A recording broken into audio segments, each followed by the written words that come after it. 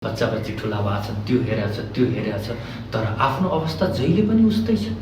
हामी बोल्न पनि सक्दैनौँ। त्यसैले आफूभित्र चलेको विचारलाई पक्रिहाल्ने, कहाँ जाँदैछौ त्यो? यो क्वेसन यो के सोधेको? सबैभन्दा पहिला आफूले आफैलाई पक्रिन सिक्ने हो। जब स्वयंको विचारलाई पक्रिन सकिएन भने यो निरन्तर रहन्छ। र यहाँ मात्रै होइन, म त अझ के भन्छु भने आफैले आफैलाई आफ्नो मोबाइल या केहीमा एउटा स्टिकरै टाँसेर राख्यो, यतिखेर के सोचिरहेको यति लेखेर टाँस्दै हुन्छ। जति पनि त्यहाँ पर्छ भने त्यतिखेर चलेको विचारलाई हेर्ने।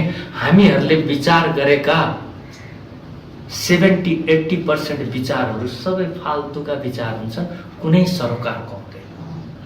त्यो त्यतिखेरको सरोकारकै हुँदैन। सोचौँ त, हामी सरोकारै नभएको कुरा सोचेर बस्दिरहेछौँ र हामी स्वस्फूर्तमा छौँ। त्यसलाई हामीले जीवनचर्या नै बनाइदियौँ। हामी यस्तै नै हौँ भन्न थाल्यौँ। अनि जब त्यस्तै नै हो भने त जीवन फेरि अस्त अहिले जस्तो छ त्यस्तै नै हुन्छ।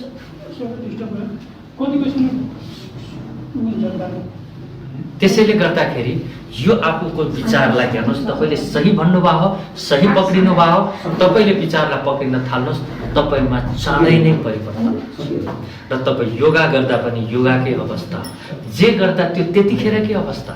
हामी खाना खाने बेलामा अर्कै ठाउँमा पुग्या हुन्छ, व्यापारमा पुग्छौँ, व्यापार गर्ने बेलामा खानाको बारेमा सोध्छौँ, राति सुत्ने बेलामा दुनियाँ दौडेर बस्छौँ, सबको कुरा खेलेर बस्छौँ। यसको कुनै तुक छैन। तर तुक छैन भनेपछि त्यति सजिलोसँग पनि जाँदैन। जीवनमा हामीले यसको दिनचर्या नै बनाइसक्यौँ। हामीले यही चिजमा नै सिद्धि पाइसक्यौँ। हामी सिद्धि हौँ, तर सिद्धि नकारात्मकतामा गइरहेको। हामीमा सिद्धि त छ, हामी ध्यानी पनि हौँ। हामी ध्यानी होइन, आज ध्यानको हामीलाई कोसिस गर्नु परेको छ। बस त्यो ध्यानबाट यो ध्यानमा ल्याउन मात्रै कोसिस हो। हामी सब ध्यानी छौँ। हाम्रो ध्यान धनमा लागेको छ, हाम्रो ध्यान भोकमा लागेको छ, हाम्रो ध्यान अरू चिजमा लागेको छ। तर ध्यान त छ नि, ध्यानको क्षमता छ नि हामी। जब हामी अपराधको सोच्छौँ या अपराध गर्छौँ या कुनै चिज लुकाउन खोज्छौँ, हाम्रो दुईटा आँखा होइन चारवटा आँखा हुन्छ, पछाडिको पनि अनुभव हुन्छ। र त्यही चारवटा आँखा हामीले अरू समयमा पनि लाउन सकेको भए। जब हामी ध्यानमा बस्दा त 360 पनि पुग्छौँ त, पुरै शरमले छोपेर आफूलाई पनि त राखिदिन्छ नि। हामीमा यो चेतनालाई चाहिँ खोल्ने हो। यी सबै चिजलाई बन्द एउटै चिजले गरेको छ कि हामी जे मन लाग्यो त्यही सोचेरै हिँडिरहेछौँ, सोच्न मात्रै थालिरहेछौँ। त्यो सोचलाई हामीले पक्रिन थालेनौँ। यो सबैभन्दा मजबुत सूत्र हो, आफ्नो विचारलाई आफैले पक्रिन थाल्नु। हामीहरूले देखाएको छौँ नि, कोही कोही मान्छेहरू एक्लै पनि बोलिरहेछन्। खास ती व्यक्तिहरू जसलाई हामीले समस्या भन्छौँ एक्लै बोल्ने, त्यो एउटा बोलौँ या नबोल्नु भन्ने ठाउँको एउटा सेन्सर छ, एउटा लेयर छ। त्यो लेयर विक भयो। धेरै मनमा कुरा खेल्दा खेल्दा हाम्रो पनि हुन्छ। हामीले ज्यादै मनमा कुरा खेल्न थाल्यो भने त्यो लेयर विक हुन्छ अनि मनको कुरा नै यति धेरै भयो मनमा कि त्यो घाँटीसम्म आएर मुखमै निक्लिदिन्छ अनि एक्लै बोल्न थाल्छ। भनेपछि सोचौँ त, त्यही मनकै कुरा नै कम्प्रेस हुँदै हुँदै हुँदै हुँदै हुँदै हुँदै हुँदै साउन्ड बनेर बाहिर निक्लिदिन थाल्छ। यो अवस्थालाई कसले हेर्न सक्छ? को गुरुले बुझ्न सक्छ? स्वयंको अलावा यो स्वयंले नै बुझ्ने चिज हो।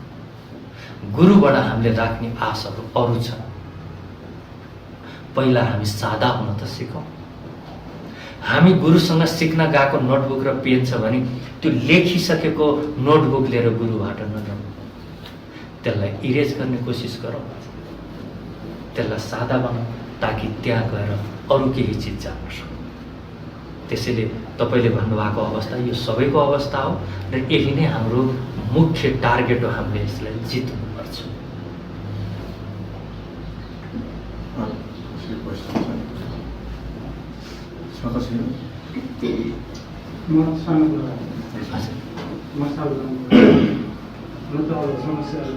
यो जीवन जिउने जुन कला छ, जुन आजको साह्रै राम्रो लाग्यो, बच्चाहरूदेखि सुरु गरेर कस्तो हुन्छ? यो विचार तपाईँमा आयो, एकदमै सुन्दर विचार। यो सबैमा आउनै पर्छ। तर विचार त हामीले ल्यायौँ बच्चामा, गर्न पाए हुन्थ्यो। बच्चामा तब आउन सक्छ जब हामी स्वयंमा गर्छौँ। बच्चा त हामीलाई हेर्दै फलो गर्छ। हामी नै गर्दैनौँ भने बच्चामा सुरु गर्नुको मिनिङ रहँदैन। किनभने बच्चालाई त्यो सिकाउँदा सिकाउँदै पनि बच्चा रिसिभर र उसले हेर्छ ठुलाबाट र फेरि ठुलाको चिजबाट ऊ प्रभावित हुन्छ। बेटर हामीमै त्यो चिज ल्यायो भने स्वस्फूर्त उसमा जान सक्ने एउटा बडा गजबको छ। खास गरी अझ हामी आफ्नो डिएनएमा त म आफै ध्यानको प्रक्रियामा जान्छु भने मेरो बच्चाहरू खेल्दा खेल्दै पनि मैले गरेको चिजले पनि उनीहरूमा एउटा रियाक्सन सुरु गरिदिन्छ। त्यसैले यो डिएनएको चिज बडा गजबको चिज छ। यो सूक्ष्मलाई हामीले हेर्नुपर्ने हुन्छ र हामीले आज नभए भोलि बच्चाहरूमा यो चिज ल्याउनु नै पर्ने हुन्छ अबको अवस्थामा। र अर्को कुरा, जीवन जिउने कलाको कुरा हुन त अघि डाक्टर साहबले पहिले भनिसक्नुभयो। यो जीवन कलात्मक नै छ, कला नै कला छ। तर हामी अरू चिजमा भुलेको मात्रै। त्यतातिर ध्यान दिने भने हामी स्वस्फूर्त यो कलाभित्र आफै नै इन्ट्री हुन्छ, नचाहेर पनि इन्ट्री हुन्छ। हामी भुल्यौँ। कला चलिरहेछ, प्रकृतिले यति सुन्दर कला देखाइरहेछ, तर हाम्रो ध्यान अर्कैतिर छ। भएको यति मात्रै हो। त्यताबाट ध्यान हटाउने साथै हामी पूर्ण कलामा स्वत नै बित्छौँ। यो हामीभन्दा पर छैन। कला छैन त हेर्नुहोस् न, बिहान सूर्य उदाउनुभन्दा अहिले अगाडिको अवस्था, अहिले त सबैलाई बानी परिसक्यो होला, बिहान योगामा आउनुहुन्छ होइन? त्यो सूर्य उदाउनु अगाडिको अवस्था साँच्ची नै कति प्रिय। त्यसको पनि एक किसिमको नसा लाग्छ नि, आदत लाग्छ नि। कति मिठास छ, होसमा हुँदा यति मिठास छ, तर त्यो मिठासले बेहोसीमा नि मिठास दिएको छ। निन्द्रा पनि सोलिड लाग्छ अल्छीहरूको लागि। कति मिठो निन्द्रा लाग्छ त्यतिखेर। दुईटै अवस्था लिएर आउँछ त्यति। त्यसैले हामीले प्रकृतिसँग जति सक्दो नजिक हुने कोसिस गर्ने र प्रकृतिसँग जोडी खोज्नु अहङ्कार। अहिलेको शिक्षामा चुकेको यही चिज हो। शिक्षा नै अर्काको अनुभव र सुनाइको आधारमा बनेपछि अहिलेका व्यक्ति स्वयंलाई भन्दा अरूलाई हेर्नुलाई नै ट्यालेन्ट सम्झिन थाले। यहाँ 1 से 1 विद्वानले भरिएको हाम्रो समाज छ, जो सधैँ उसको नजर अरूपट्टि छ, स्वयंपट्टि कतै छैन। र ती विद्वानहरू पनि बेचैन देखेको छु। सर्टिफिकेटमा सर्टिफिकेट, सम्मानमा सम्मान, अवार्ड लिएर बसेका छन्। साँझ भएपछि बेचैन भएर सोसियल ड्रिङ्कको नाममा यति भए पनि भित्र नहालिकन, बेहोसी नबनाइकन उसलाई पनि चैन दिनु सकेको छैन। शिक्षा त यस्तो हुनु पर्यो, ज्ञान त यस्तो हुनु पर्यो, जति होसमा आउन सक्यो त्यति रमाइलो हुनु पर्यो, त्यति आनन्दित हुनु पर्यो। जीवन वास्तवमा एउटै जन्मियो, हामी मर्छौँ। कत्रो इम्पोर्टेन्ट छ यो टाइम, तर हामीलाई के इम्पोर्टेन्ट लागेको छ र? हामीलाई इम्पोर्टेन्ट नै लागेको छ। हामी त्यो चिजलाई इम्पोर्टेन्ट सम्झिरहेछौँ जो हामीले बनाएको अहङ्कारको कारणले निर्मितका चिज। र त्यो पनि हाम्रो जीवनमा आफ्नो जीविकोपार्जन र आफ्नो लागि चाहिने चिज भन्दा पनि ज्यादा जीवनभरि अर्कालाई देखाउने चिज नै इकट्ठा गरेर बसेका छौँ। र त्यसमा पनि हामी अरूको मोटिभेसन सुनेर आफूलाई परिवर्तन गर्ने आश राख्छौँ। त्यो पनि गलत। यी सबै इकट्ठाका चिज। म मोटिभेसनको पनि विरोधी हो। सुन्दाखेरि मेरो कुरा पनि मोटिभेसन जस्तो लाग्यो, तर म मोटिभेसन विरोधी। यो धरतीमा दुईटा विशाल मोटिभेटर थिए, श्रीकृष्ण र शकुनी। यी दुईटै विशाल मोटिभेटर। शकुनी सानोतिनो मोटिभेटर। दुर्योधनलाई कस्तो मोटिभेट गर्थ्यो सुनौ। दुर्योधनले शकुनीकै मोटिभेसनको आधारमा महाभारतमा त्यत्रो भूमिका गर्यो, र अर्जुनले कृष्णको मोटिभेसनको आधारमा। तर कृष्ण बार बार सम्झाउँदै थिए कि मेरो कुराले होइन, तिमी भित्र सेल्फ मोटिभेट हो। सेल्फ मोटिभेसन नै सस्टेनेबल हुन्छ। अरूको मोटिभेसनमा त के था? हाम्रो मोटिभेटर शकुनी हो कि कृष्ण हो? र मोटिभेटर पनि त हाम्रै इच्छाको आधारमा हामीले चुज गर्ने। हामी टिचर नै आफ्नो बुद्धिको आधारमा चुज गर्छौँ। हामी त्यति स्मार्ट छौँ। तर राम्रो होस् चाहे नराम्रो होस्, अरूको कुराबाट प्रभाव पारिन्जाल पनि एउटा कमजोरी छ। या त स्वयं आफैले आफैलाई मोटिभेट गर्ने त्यो प्रकृतिको सूत्रलाई बुझौँ, जो स्वयंले स्वयंलाई मोटिभेट गर्छ। तर अरूको मोटिभेसनले एक टाइम न एक टाइममा गएर डिमोटिभेट हुन्छ। त्यसैले म सेल्फ मोटिभेसनको कुरा गर्छु। र सेल्फ मोटिभेसन यो अस्तित्व, यो प्रकृति र तिनीहरूसँगको हाम्रो सम्बन्ध, हाम्रो के नाता हो त्यो बुझ्न जरुरी छ।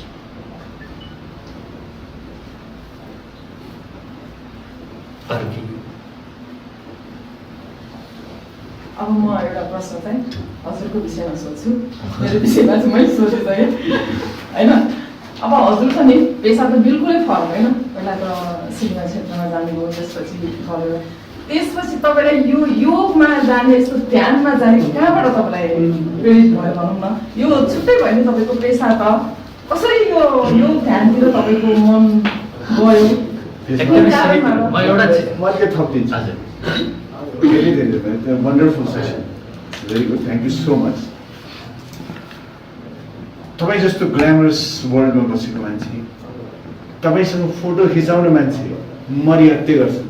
ज्यानै फाल्यो होला कतिले, उभिएर पनि निखिलसँग चाहिँ फोटो खिचाउन पाए हुन्थ्यो, निखिल उभिदिए हुन्थ्यो, निखिल बसिदिए हुन्थ्यो। त्यस्तो ग्ल्यामरस वर्ल्डमा बसेको मान्छे तपाईँ एक्कासी आफूलाई चाहिँ, मैले फेरि एक्कासी आफूलाई परिवर्तन गरेर मान्छेले आफूलाई बुझ्नुपर्छ भन्ने कुरा चाहिँ कसरी घटिनु? बडा गजबको कुरा। म एउटा चिजबाट भन्छु। पहिलो कुरा 81 शब्दमा म भन्न चाहेँ। 81 यहाँ केही पनि चिज भएको। अहिले आँपको सिजनमा आँप हामीले प्रशस्त देख्यौँ, या त्यो रूपमा त ओहो आँप पाकेछ, हामी त्यहाँ पुग्दाखेरि 81 देखे जस्तो लाग्छ। तर त्यसको पछाडिको इतिहास हेर्ने हो भने त्यो कसले त्यहाँ कोया फ्याँकेको थियो, बीज फ्याँकेको थियो, त्यो कसरी हुर्क्यो, कति बसन्त ऋतु, कति हुरी बतास, कति असिना पानी त्यसले खप्दै आयो, फुल फुल्दाखेरि कति किराहरू लाग्यो होला, कत्रो सङ्घर्षको बावजुद आज फल देखियो, बास्ना आएपछि हामीलाई लाग्छ कि यो 81 आज आँप देखियो। जीवनमा कुनै पनि घटनालाई त्यहाँ बीज भएकै हुन्छ, यसले अङ्कुर हाल्छ नै, बिस्तारै बढ्नलाई समय लाग्छ। त्योभन्दा पनि मुख्य कुरा म मेरोसँगको कुरा गर्छु। एकैछिन गौर गरौँ सबैले, म र तपाईँहरूमा फरक के छ? यहाँ केही पनि फरक छैन। अघिकै कुरामा आयो, यहाँ केही पनि नै फरक छैन। ममा जुन खोज थियो, म त ग्ल्यामर फिल्डमा मसँग भुलिन सक्ने सम्भावना धेरै थियो। गाना गाइन्थ्यो, नाचिन्थ्यो, एक्ट्रेसहरू पनि त अलि राम्रो सुन्दर नै चुज भएर आएका हुन्थ्यो, उनीहरूसँग नाचिन्थ्यो, सधैँ बाहिर रमाइलो। त्यो भुलिँदै पनि मेरो ध्यान यतातिर किन गयो भने मैले समयमै बुझेँ यहाँ चयन जस्तो केही चिज छैन। हिजो चाहेको आज पाएँ, बेचैनी फेरि यथावतै छ। बहुत सिम्पल तरिकाले जीवन जिएको मान्छे, एउटा गरिब फ्यामिलीमा, किसान फ्यामिलीमा, गाईबस्तु भैँसी चराएर बसेका मान्छे बलिउडमा पुगे। त्यहाँ पुग्दाखेरि आफूभन्दा भयङ्कर धनी व्यक्तिहरूलाई देख्दा मैले सबैलाई देख्दाखेरि मेरो पहिलो नजर यो चाहिँ सायद म थ्याङ्क भन्छु गडलाई, प्रकृतिलाई, कि मलाई उनीहरूको मन छुन्थ्यो। यिनीहरूसँग सबै चिज छ त बेचैनीको अवस्था त उस्तै छ, म भन्दा पनि बेचैन देख्दिनँ। मसँग केही पनि थिएन, म त्यति बेचैन थिइनँ। यो जति धेरै चिज छ त्यति धेरै बेचैनी। मलाई अनि पछि लाग्न थाले यसले गाडी किनेर ल्याएन, यसले बेचैनी किनेर ल्याएको छ, यसले फ्याक्ट्री खोले होइन रहेछ, वो बेचैनी खोले रहेछ, यो बिजनेस गर्न थाले होइन रहेछ, यो बेचैनी गर्न थाले। अब त यसरी सोच्दाखेरि नै सजिलो जस्तो लाग्यो। मलाई सही मायनेमा जीवनलाई बुझ्न मन लाग्यो र जान्न मन लाग्यो। यो सारा चिज भएर पनि फिल्म खेल्थेँ, अवार्ड पाउँथेँ, बेस्ट एक्टर भनेर। त्यो अवार्ड लिँदा पनि मलाई लाग्दैन थियो म यति बेस्ट एक्टर। मेरो आफ्नो हिसाबले म आफू कहिले पनि बेस्ट जस्तो लाग्दैन। मलाई सधैँ अरू पनि राम्रै लाग्थ्यो, मभन्दा ग्रेटै लाग्थ्यो। त्यता हेर्नु र ग्रेट भएर के गर्ने, बेचैनी त त्यही छ, कमजोरी त्यही छ, कुराकानी त्यस्तै छ।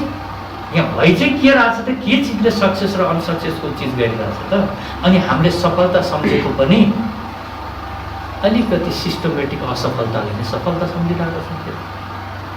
अलिक बनेको व्यवस्थित असफलतालाई चाहिँ सफलता, त्यो भोलिपल्ट त्यो सफलताले कुनै सफलता जस्तो केही पनि रहँदो रहन्छ भनेपछि त अब मेरो के चाहिँ उपाय रह्यो त?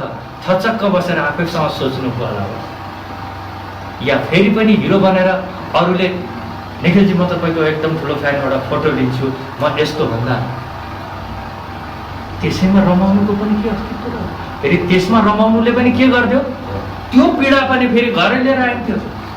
तिमी के कुरा गर्छौ मसँग? मेरो यति फ्यानहरू छ, अब फ्यान लिएरै घरमा आउन थाल्यो कि फ्यानको ह्याङ के होइन? मलाई यसले यसरी मन पराउँथे, उसरी मन पराउँथे। त्यही भएर कहिलेकाहीँ घरको मान्छेले पनि टक्क भनेको चित्त दुखे पनि सही भने त्यहाँ मन परायो होला नि तिम्रो बाहिर ठाउँमा, तिमी यहाँ।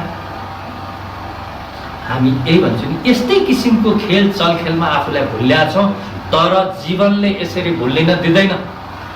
हामी भित्र एउटा यस्तो खोज गर्ने चिज छ, हाम्रो चैतन्य यस्तो छ कि बकवास चिजबाट ऊ वाक्क भइसकेको छ। उसले भित्रबाट हामीलाई धक्का दिइरहेछ। हो त्यो धक्का नै हाम्रो जीवनको ठुलो बेचैनी, हामीले बाहिरबाट इकट्ठा गरेको बेचैनी र त्यो भित्रको परम सत्यको भित्र हामीले नै द्वन्द्व सुरु गराइदिएको कारणले हाम्रो जीवनको अवस्था यो भएको। त्यसैले हाम्रो चैतन्यलाई सपोर्ट गरौँ, सारथी उसैलाई बनाऊ, उसैको रथमा हामी सवार हुन सकौँ। चैतन्यको पछाडि लाग्नु र आफूभित्र उठेको कुविचारलाई पक्रिन थाल्नु, घुमेर त्यही नै हुन्छ। कुविचार राखिन्जाल सुविचार हुन सक्दैन। हामी फोहोर र सफा चिज एकै ठाउँमा कहिले राख्छौँ त? राख्दैनौँ। तर हामीले मनमा चाहिँ त्यो चिज गर्यौँ, फोहोर र सफा सबै एउटै चिजमा राख्छौँ र ठ्याक्कै बाहिरको जे अवस्था भित्र पनि त्यही हो। एउटा फोहोर चिजले सबैलाई फोहोर पारिदिएको जस्तै मनभित्रको एउटा कुविचारले सुविचारलाई पनि बिगार्छ। यो त मैले भनिराख्नै पर्दैन, सबैलाई गर्दा हुन्छ। मलाई यति विश्वास छ, म र तपाईँहरू खासै केही फरक छैन।